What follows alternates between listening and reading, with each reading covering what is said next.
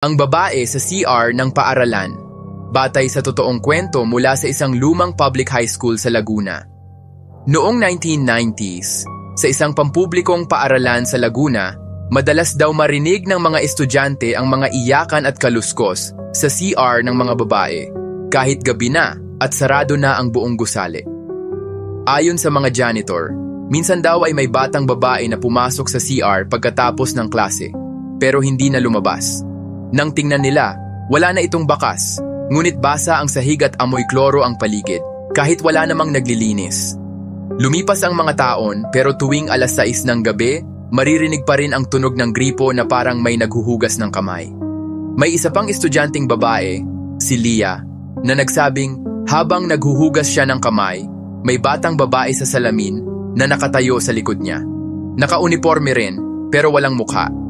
Tumakbo si Leah palabas, nanginginig.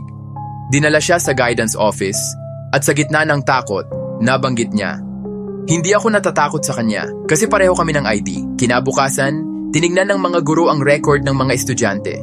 At doon nila nakita, noong taong 1979, may batang babae ring nagngangalang Leah D. Santos na nalunod sa poso sa likod ng CR. Simula noon, hindi na muling binuksan ang lumang palikuran.